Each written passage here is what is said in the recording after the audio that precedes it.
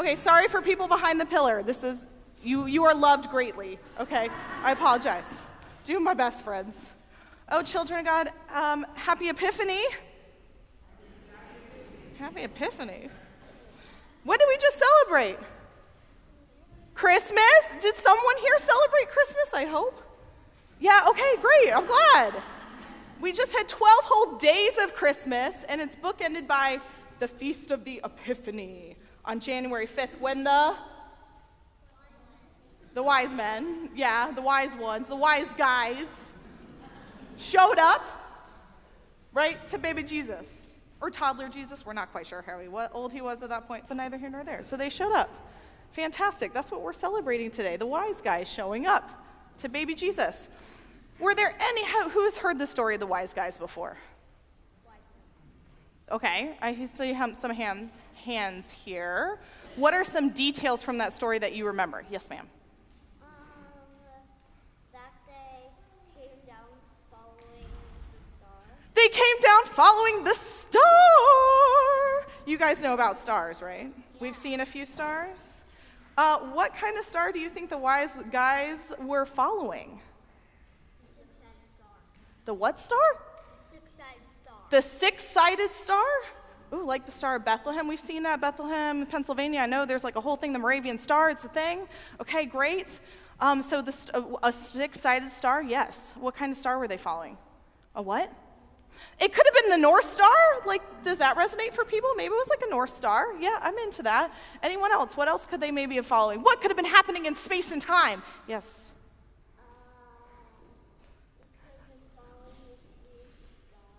It could have been following a huge star. It could have been following a huge and bright star. Were they following a huge and bright star, friends? Yes. It could have been a comet. Has anyone ever heard of a comet? With like a beautiful tail going across the sky? Can you guys, if I respond what they're saying, is that okay for everyone, the flow going? Yeah, okay. I'll try to repeat. Yeah, okay. What else is going on? It'll be too much passing around, Rob. Yeah, thanks. What else? Maybe, I read an article recently for any of the adult church dorks in the room, like myself, that there was an article that it might have been Jupiter. Ooh, has anyone here seen images of Jupiter? Yeah, Jupiter's super cool. Okay, I'm into Jupiter. Check it out, that article. Okay, what are some other details from this story that we know? Yes? You guys can sit down. You don't know? Any other details? Yeah, that's good sitting. Yes? That they brought gifts of gold. They brought gifts of frankincense. We're going to look at some frankincense and myrrh. Do you guys, we're going to talk about myrrh here in a second. Children of God. All right, so they brought gold. Why do you think they might have brought gold to baby Jesus? Okay, yes. Because he was special? That's a really good answer, yes. Because he was born under the star?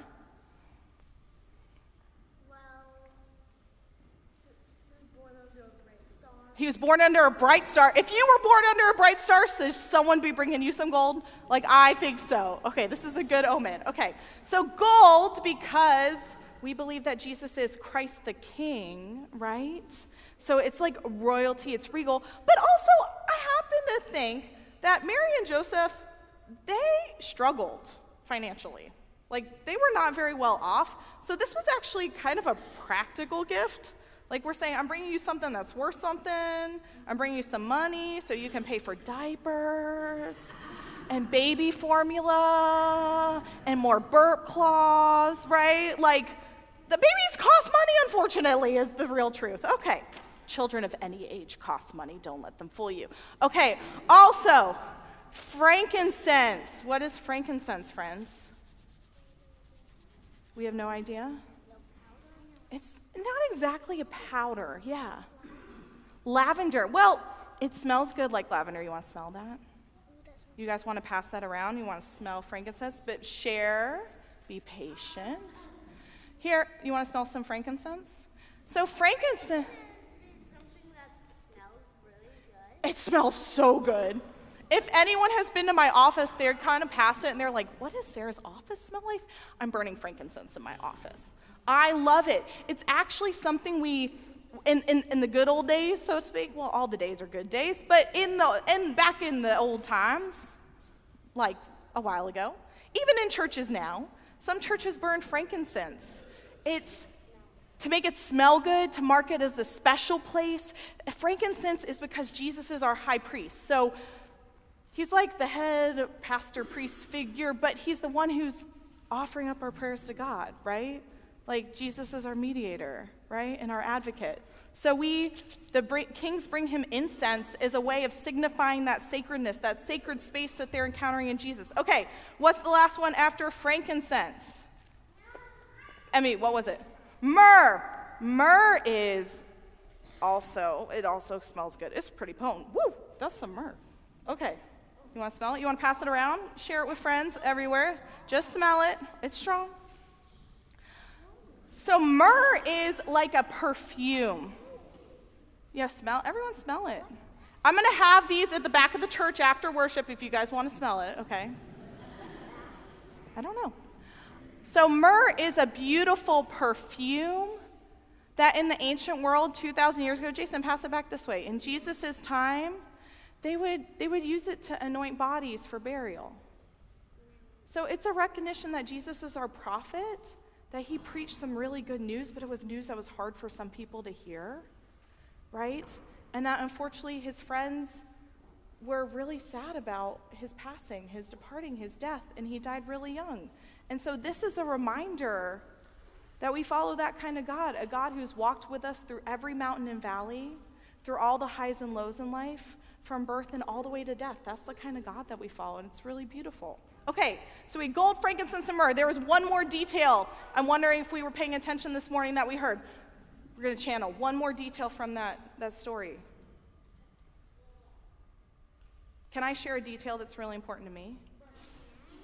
Okay. So this time last year, I was about to get on a flight with my husband to come to Pennsylvania, to come to St. David's here in Wayne, Pennsylvania.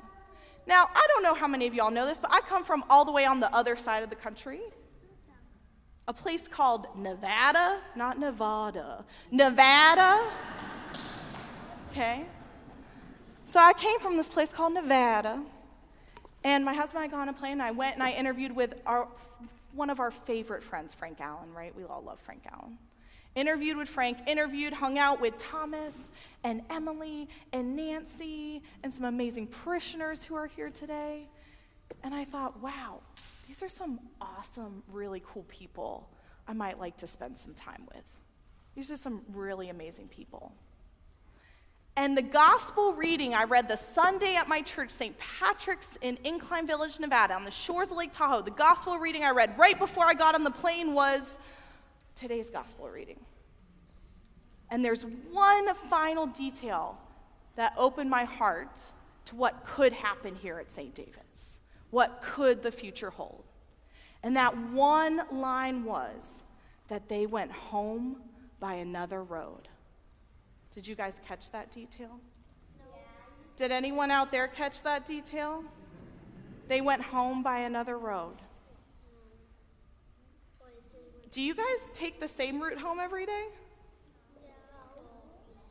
Yes, sometimes. I take the same one, but I've learned there's 3 different ways to get from here to my home in Drexel Hill, and it depends on the time of day and the traffic, because y'all, this is still Philly traffic, in my opinion. But the wise guys, they went a different way home.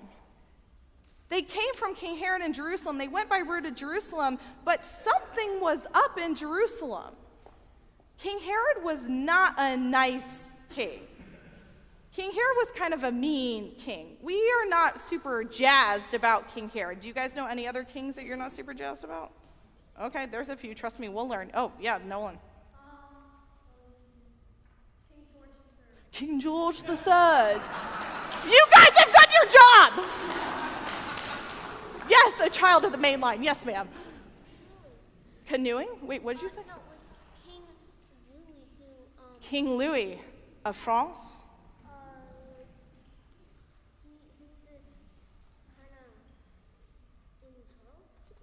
He was in what? He was kind of like in the past. He was in the past. He was a historical King Louis. Do we know of a King Louis who maybe did not meet a timely end? Yeah, we know of one. Yeah.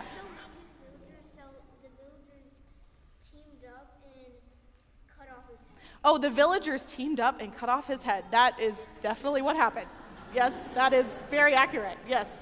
Okay. So friends, there are some not so nice kings, and Herod was also one of those not so nice kings. So the wise guys, they show up at baby Jesus, and they're like, wow, this Jesus is awesome. There is something going on here. God is up to something. But they knew that they couldn't go back to King Herod. They didn't want to tell him where Jesus was because Herod wanted to kill Jesus.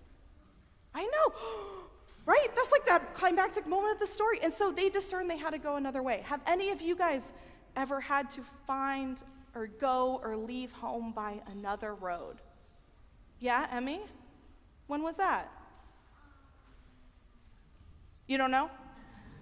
Anyone here when you had to go home by another road? Yeah. You forget? Anyone out there in the audience? Yes.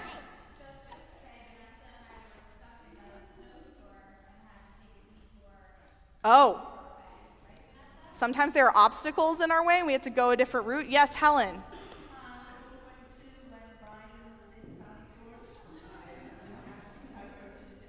Oh, couldn't go through Valley Forge? Yes, yes, ma'am. And I was going to Annapolis.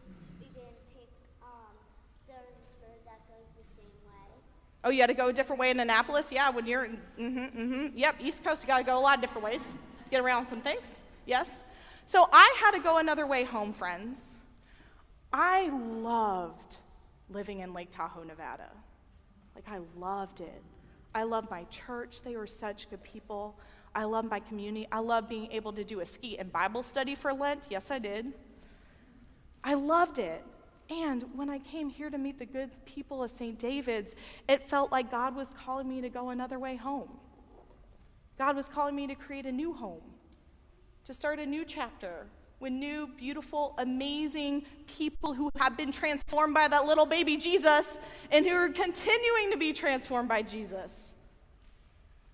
My friends, sometimes God invites us to go a different way than we expected, correct? For us as St. David's, it might feel like we don't even know which direction we're going right now, but we're going somewhere together. God invites us to journey another way during the season of Epiphany. We might not know always the right next step. We might not always know what the hurdles are ahead. Often we really don't. We might not know what could be around the corner, but the exciting part is that God's going to be there at the end. God's going to be there at the journey, because God was already here at the start. God has showed up in big times here at St. David's. We had a fantastic Christmas, did we not? Can we give ourselves a round of a hand for how fantastic of a Christmas we had?